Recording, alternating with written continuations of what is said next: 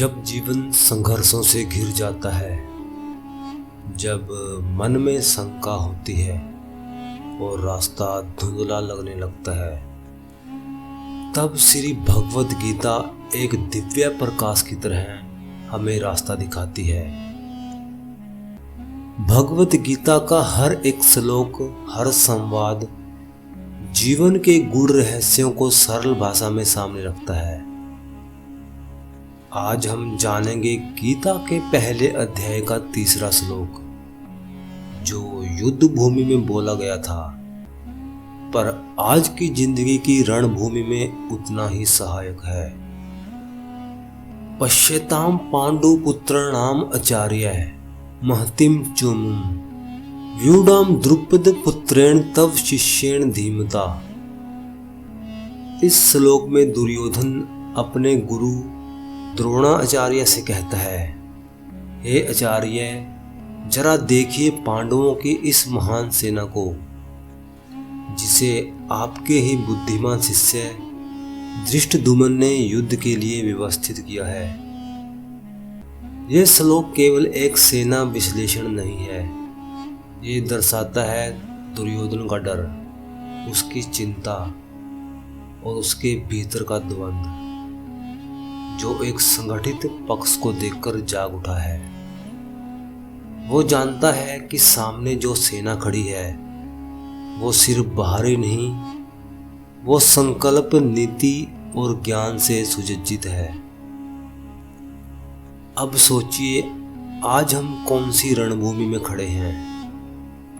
हमारी रोजमर्रा की जिंदगी ही कुरुक्षेत्र है। चुनौतियां हैं, प्रतिस्पर्धा है, निर्णयों की उलझन है। दुर्योधन की तरह हम भी कभी कभी अपने सामने खड़े लोगों की तैयारी, बुद्धिमत्ता और संगठन देखकर घबरा जाते हैं।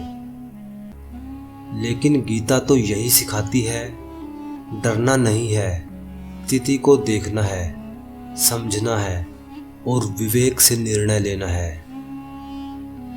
धृष्टद्युम्न जैसे लोग जो आपके विरोध में खड़े हों, लेकिन उन्होंने भी तो ज्ञान और अनुशासन से अपनी शक्ति बनाई है।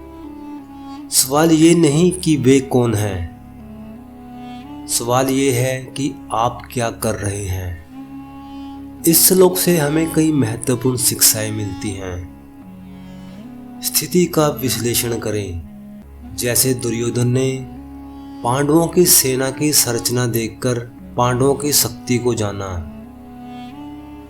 बुद्धिमत्ता और संगठन ही शक्ति है।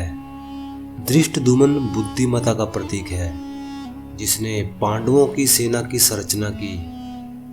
डर से नहीं, ज्ञान से काम ले, भीतर की कमजोरी को पहचाने, लेकिन उसे हावी ना होने दे।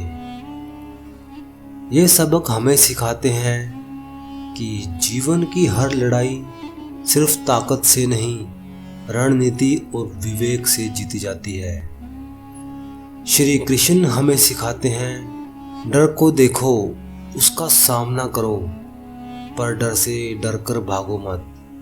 विरोध को पहचानो, लेकिन खुद को कमजोर कभी मत मानो। आपके भीतर भी वो बुद्धि है, वही सामर्थ्य है, बस उसे जागृत करना है।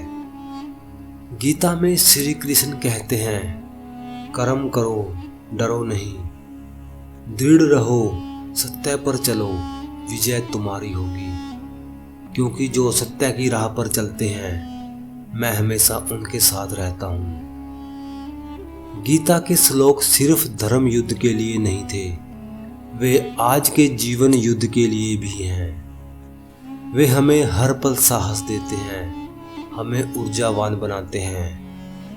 क्योंकि ये श्लोक स्वयं भगवान श्री कृष्ण ने कुरुक्षेत्र के मैदान में कहे थे। हरे कृष्ण।